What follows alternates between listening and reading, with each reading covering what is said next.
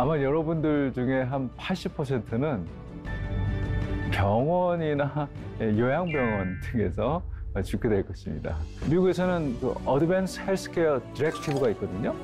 그래서 사전 의료의향서 같은 걸 작성하기도 합니다. 사전 의료의향서의 작성을 하게 되면은 그 마지막 의료에 대한 나의 그 의향들을 적어 놓는 거예요. 미국에서는 그 뭐 대리결정권자 그리고 증인까지 세워서 병원 등에서 작성을 할 수가 있습니다. 제가 만약에 죽는다면은 나는 어떤 모습으로 죽음을 맞이하고 싶습니다. 물론 아까 말씀드렸던 것처럼 집에서 좋습니다. 그러려면은 여러분들이 그 의사 표현을 해놔야 돼요. 그 의사 표시를 하지 않는다면 아마 여러분들의 자녀들은 여러분들을 바로 병원으로 데리고 가게 될 것입니다. 아니면은 요양병원에 모셔지게 될 수도 있습니다.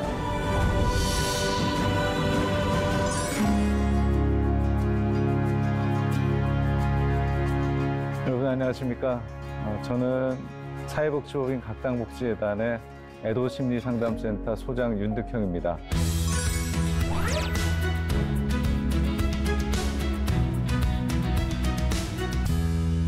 이번 시간에는 연명의료 결정 제도와 그리고 존엄한 죽음에 관한 얘기를 좀 나눠보려고 합니다.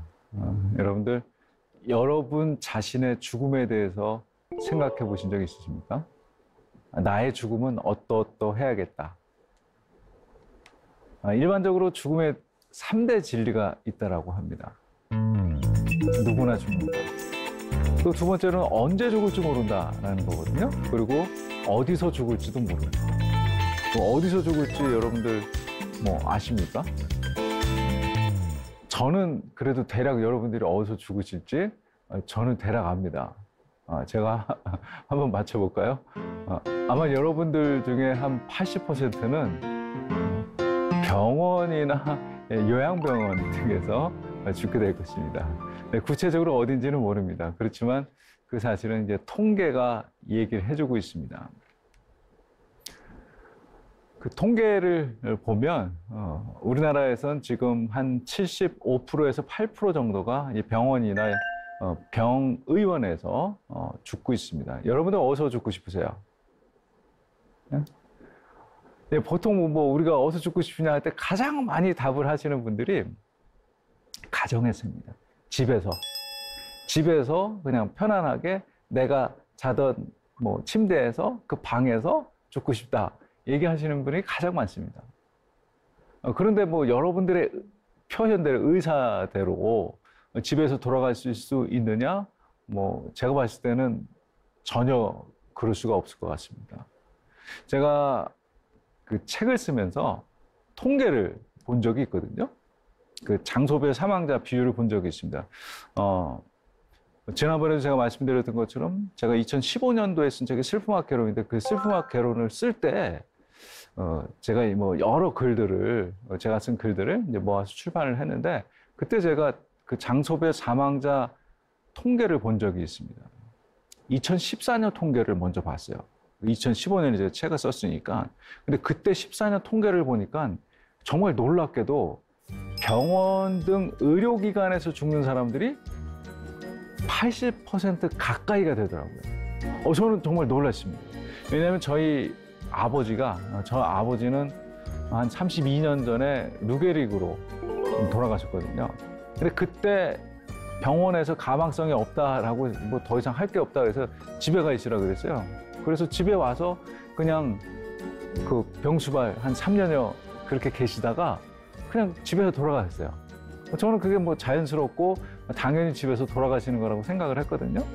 근데 2014년 통계를 보니까 뭐 78%가 돼서 깜짝 놀랐습니다. 그래서 아니야, 설마 그럴 리가 2004년도 통계를 찾아봤습니다.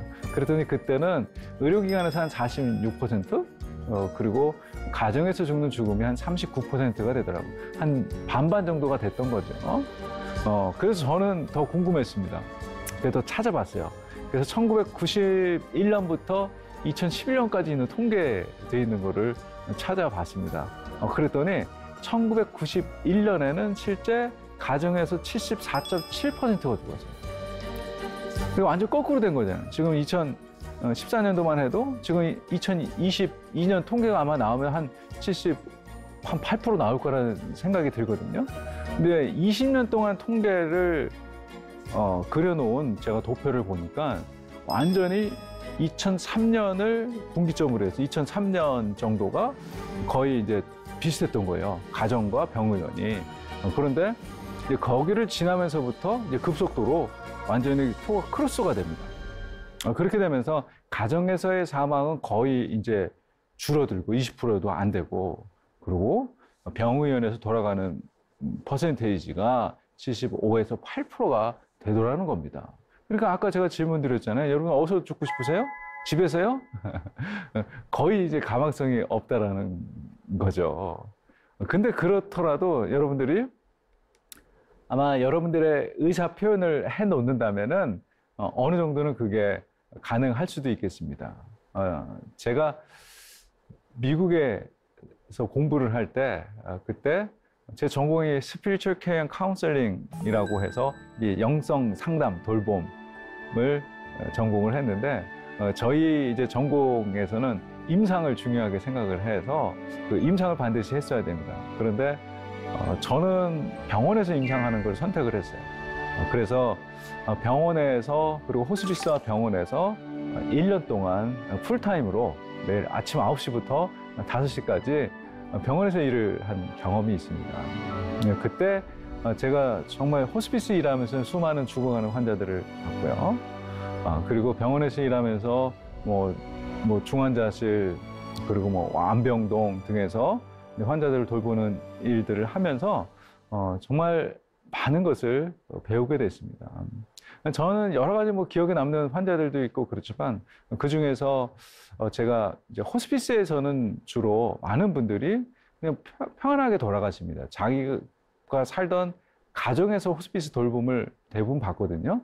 우리나라에도 호스피스가 이제 가정 호스피스가 시범 사업의 시작으로 몇 년 전에 시작을 해서 지금 가정 호스피스도 하고 있는 거로 알고 있습니다. 그런데 미국의 호스피스는요, 대부분 90% 이상이 가정 호스피스입니다.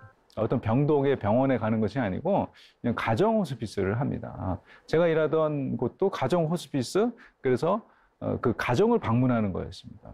하루에 4명 정도의 환자를 방문을 했어야 되는데, 그렇게 환자들을 보면은 이제 뭐 돌아가시기 임박한 환자들도 있습니다. 그 환자들은 그냥 편안하게, 그리고 가족들이 이제 돌아가실 때가 되면은 가족들이 다 와요. 그래서 집에 어느 정도 의식이 있을 때에 그 환자와 같이 얘기도 나누고 손도 잡아주고 마지막 인사를 나누고, 그리고 이제 돌아가시는 경우를 많이 봤습니다.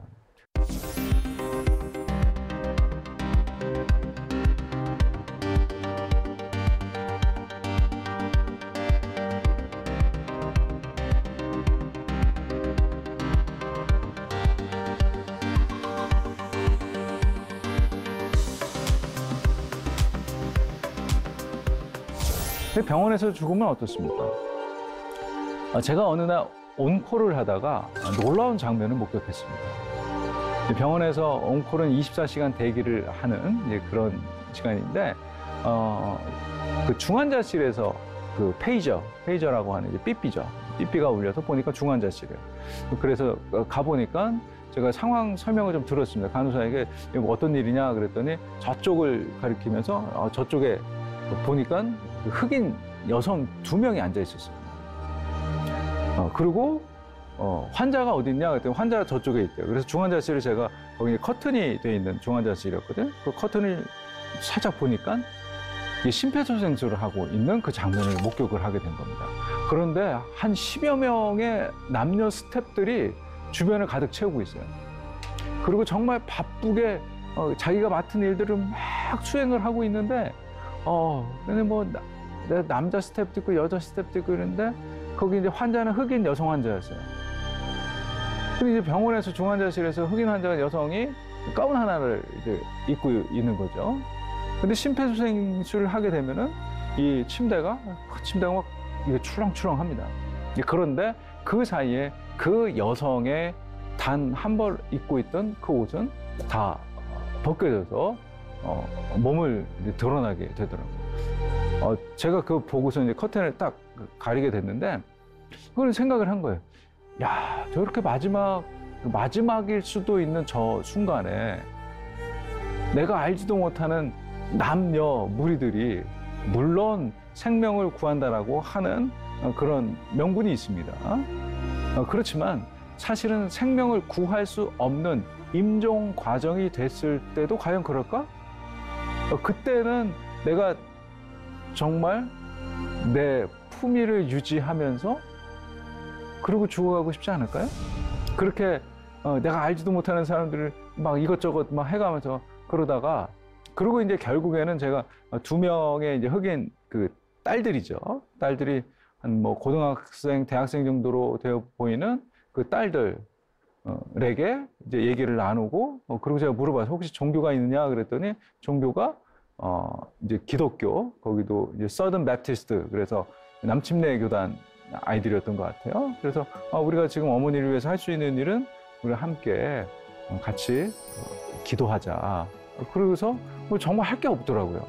기도밖에 할 게 없더라고요. 그래서 같이 기도하자. 그래서 기도하고 그러고서 이제 눈을 뜨고 보니까 의사가 왔어요. 의사가 와서 얘기합니다. 어머니가 돌아갔어요. 저는 그때 조금 뭐라 그럴까요? 생각이 많았어요. 와, 인간이 죽는다는 것이 저렇게 뭐 조금 금방 전까지만 해도 딸하고 같이 얘기하고 있었을 거 아니에요. 뭐 얘기를 하던 아니면은 혹시 얘기를 못 하고 있으면 손이라도 엄마 손을 붙잡고 있었을 그 딸들일 텐데, 그런데 이제 내가 그 딸들이 마지막에 엄마 곁에 있어야 되는 건데 그 마지막에 딸들은 바깥으로 내몰리고 그리고 알지도 못하는 사람들이 그 이제 온몸을 다 드러낸 그 여성 앞에서 죽음을 보고 죽음을 통보하고 이게 뭔가 좀 안타까운 마음이 들었습니다. 그런데 사실 이제 병원에는 뭐 여러 가지 이제 서류들이 있습니다. 그 서류들 중에 뭐 DNR이라는 것도 있고 Do Not Research Stay, 그래서 DNR이라고 얘기하는 내가 이제 심폐소생술 하지 말라라고 사인을 하기도 하고요. 그리고 미국에서는 그 Advanced Healthcare Directive가 있거든요. 그래서 사전 의료의향서 같은 걸 작성하기도 합니다. 사전 의료의향서를 작성을 하게 되면은 그 마지막 의료에 대한 나의 그 의향들을 적어 놓는 거예요. 미국에서는 그 뭐 대리 결정권자 그리고 증인까지 세워서 병원 등에서 작성을 할 수가 있습니다. 제가 그거 작성하는 거를 여러 명을 이제 도와드린 적이 있습니다. 보통 환자들이 수술 들어가려고 하잖아요. 그렇게 뭐 큰 수술도 아닌데 혹시 수술을 했다가 내가 못 깨나면 어떡하지? 뭐 이런 생각이 있어서 그런지 수술 전에 이걸 작성하시는 분들이 많이 있습니다. 근데 이러한 뭐 DNR이라든가 이 AD를 작성을 하게 됐다면은 아마 마지막 그 순간에 그러지 않아도 됐을 텐데 딸들과 함께 손잡고 엄마를 위해 기도하고 그렇게 말은 할 수 없다면은 사랑의 눈빛 서로 교환해가면서 그렇게 마지막 보낼 수도 있었을 텐데 하는 그런 안타까움이 있었던 거죠. 그래서 우리나라에서도 마찬가지로 그 연명의료에 관한 이제 그 법이 제정이 됩니다. 그러니까 이 불필요한 연명 치료 하지 말자는 겁니다. 그러니까 의술이 너무너무 발전이 돼서 살 소망이 없는데도 불구하고 그냥 숨만 붙어 있게 만드는 그 연명 치료가 발달이 된 거죠. 예전 같으면은 그냥 돌아갔을 것이 그렇게 연명 치료가 돼버린 거죠. 그래서 우리나라는 뭐 보라매 병원 사건이라든가 그 세브란스 병원의 김할머니 사건이라든가 이런 이제 사건들을 지나오면서 이 연명 치료에 대한 논의가 계속 깊어졌고 2016년도 1월에 이제 국회를 통과하죠. 법이 통과를 하게 됩니다. 이 법 이름이 좀 깁니다. 호스피스 완화 의료 및 임종 과정에 있는 환자의 연명 의료 결정에 관한 법률입니다. 그래서 2018년부터 이제 본격적으로 시행이 됩니다. 이 호스피스에 관한 건 2017년 8월 4일부터 그리고 연명 치료에 관한 거, 연명으로 결정에 관한 거는 2018년 2월 4일부터 시행이 되면서 뭐 사전 연명 의료 양서라든가 연명 의료 계획서들을 작성을 통해서 나의 그 마지막 그 연명 치료에 관한 의사를 이제 결정을 하고 사인을 해놓는 거죠. 근데 이 법의 목적이 있습니다. 저는 이 법의 목적을 보면서 이 법이 추구하는 바를 잘 표현을 하고 있는데, 이런 그 연명 치료 결정 및 이행에 관한 필요한 사항을 규정을 해서 환자의 최선의 이익을 보장하고 그랬습니다. 환자의 최선의 이익을 보장하자는 것이 이제 첫 번째고, 두 번째로는 자기 결정을 존중하여서 자기 결정을 존중하자는 거잖아요. 이게 보통 이제 죽어갈 때는 내가 그 의사 표현을 할 수가 없기 때문에 다른 사람에 의해서 그 결정이 되거든요. 근데 다른 사람이 결정하지 말고 내가 내 죽음에 관한 사항을 내가 스스로 결정하자는 겁니다. 그래서 인간으로서의 존엄과 가치를 보호하자는 거죠. 인간으로서 내가 내 자신의 죽음에 대한 사항들을 결정함으로써 인간으로서 존엄하게 죽어갈 수 있도록 돕자는 것이 법의 취지거든요. 그래서 저희는 이제 사전연명 의료의향서를 작성할 수 있는 등록기관이거든요. 그래서 의향서, 줄임말로 의향서라고 하는데, 이 의향서는 19세 이상 성인이 누구나 작성할 수 있고 반드시 등록기관을 거쳐서 작성을 하게 되어 있습니다. 그래서 지정된 등록기관에 가서 상담사에게 설명을 충분히 들어야 돼요. 이게 충분히 듣지 않고 사인을 하게 되면은 이게 무효까지도 될 수 있습니다. 그래서 상담사들이 설명을 하는 거 잘 듣고서 거기다가 본인이 작성하고 사인도 하고 그렇게 됩니다. 그래서 이 사전연명 의료양서, 그 병원에서는 연명의료계획서라는 거를 의사가 작성하게 돼 있거든요. 양식은 거의 동일합니다. 그런데 병원에서는 말기 혹은 임종기에 의사의 권면에 의해서 필요하다면 작성이 가능하고요. 그래서 이 법에서 연명치료를 이렇게 정의하고 있거든요. 그러니까 임종 과정에 있는 환자, 그 임종 과정이라는 것도 어떤 의미냐면은 치료에도 불구하고 회복되지 아니하며 극속도로 사망이 임박한 상태, 이게 이제 임종 과정이거든요. 그런 과정에 있는 환자에게 심폐소생술이나 항암제 투여, 혈액투석, 인공호흡기 착용 등의 의학적 시술로서는 치료 효과 없이 임종 과정의 기간만 연장하는 그런 불필요한 의료를 얘기합니다. 이제 그것을 임종 과정에 들어섰을 때 사전연명 의료의향서를 작성을 했다면은 그걸 시행하지 않거나 중단할 수 있게 하는 것이 바로 그 법입니다. 여러분, 좋은 죽음이 뭡니까? 여러분, 어떻게 죽으면 여러분들이 나 참 잘 죽었다라는 생각을 할 수 있을 것 같아요? 물론 내가 잘 살아왔다면은 좋은 죽음을 맞이할 것입니다. 그런데 여러분, 마지막 모습을 생각해 보신다면은 내가 어떻게 죽으면은 정말 잘 죽은 걸까? 영국은 매번 죽음의 질 평가에서 1위를 차지합니다. 이 1위를 차지하는 영국에서 좋은 죽음이 뭐냐? 라고 정의를 해놨습니다. 그랬더니 익숙한 환경에서 존엄과 존경을 유지한 채 가족이나 친구 등 사랑하는 사람과 함께 고통 없이 사망에 이르는 것, 이것이 바로 좋은 죽음이라고 영국에서는 얘기하고 있습니다. 그러니까 우리가 예전에 뭔가 봤던 혹은 상상했던 드라마에서 봤던 그런 모습 아닙니까? 익숙한 환경이라는 게 어디입니까? 내 집이겠죠. 그리고 존엄과 존경을 유지한 채 내 있는 모습 그대로를 유지한 채 내가 사랑하는 사람들, 가족들, 친구들, 그 사람 곁에서 고통 없이 죽음에 이르는 것이라고 말을 하는 것이죠. 영국에서는요, Death Awareness Week라는 게 있습니다. 죽음 알림 주간이죠. 그 죽음 알림 주간에는 뭐 하냐면 일주일 동안의 행사가 이어집니다. 그래서 호스피스에 대한 소개를 하기도 하고, 그리고 사람들이 직접 죽음 관련된 체험을 할 수 있도록 광장에서 다양한 부스들을 제공을 해서 장례 업체에서는 장례 관이라든가 새롭게 나온 종이관이라든가 조금 더 친환경적인 관이라든가 이런 것들을 이제 소개를 하기도 합니다. 그리고 또 그 데스 카페라는 게 있습니다. 그 데스 카페에서 뭐냐면요, 그 카페에 들어가면은 죽음에 대해서 자연스럽게 얘기할 수 있는 겁니다.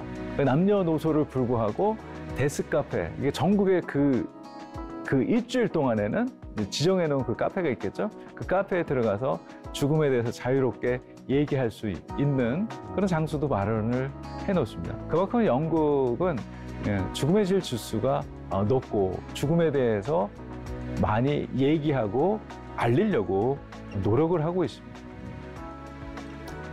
그러면은 여러분들 어떤 모습을 상상해 보냐? 마지막 모습을 상상해 봤을 때 저는 그런 그림을 하나 봤습니다. 환자가 누워 있어요. 그리고 그 주변에 친구, 가족들, 자녀들이 둘러싸여 있습니다. 그리고 죽어가는 환자의 모습을 보면서 이미 뭔가 얘기를 했던 것 같고 자연스럽게 죽어가는 모습을 보면서 뭔가 마음의 교류를 하고 있는 것 같습니다. 엘리자베스 큐블러-로스가 쓴 책이 있습니다. 책은 On Death and Dying이라는 책인데 그 책 앞쪽에 보면은 이 큐블러-로스도 그런 얘기를 하고 있습니다. 그가 살고 있던 스위스 한 농부가 나무에서 떨어졌어요. 그런데 그 농부는 병원에 가지 않고 내가 그냥 집에서 죽음을 맞이하겠다라고 했고 그 의사 결정이 받아들여졌습니다. 그리고 그 농부가 한 일은 그 주변에 사는 그 이웃들을 부릅니다. 이웃들을 불러서 마지막 인사를 했었다고 합니다. 큐블러-로스가 어린 시절이었음에도 그것을 기억하는 것은 바로 그 어린 아이였던 큐블러-로스도 바로 그 이웃집 농부가 불렀던 것입니다. 그래서 그때 무슨 얘기를 했는지 기억은 나지 않지만 바로 그 모습을 기억하고 그 집안에서 풍겨 나오던 어떤 수프의 냄새를 기억하고 하면서 그렇게 죽어갔던 그 농부의 이야기를 하고 있습니다. 여러분, 내가 만약에 죽는다면은 나는 어떤 모습으로 죽음을 맞이하고 싶습니까? 물론 아까 말씀드렸던 것처럼 집에서 좋습니다. 그러려면은 여러분들이 그 의사 표현을 해놔야 됩니다. 그 의사 표시를 하지 않는다면 아마 여러분들의 자녀들은 여러분들을 바로 병원으로 데리고 가게 될 것입니다. 아니면은 요양병원에 모셔지게 될 수도 있습니다. 그리고 차선으로 선택할 수 있는 게 있다면 우리가 말기 환자라면 뭐 말기 암을 앓고 계시다면은 호스피스도 좋습니다. 그래서 다른 치료를 하는 것이 아니라 통증 완화를 통해서 고통을 줄여주면서 내가 내 의식을 가지고 그리고 뭐 사랑하는 가족들, 친구들 보면서 그렇게 방문을 받고서 마지막을 보낼 수 있다라는 거죠.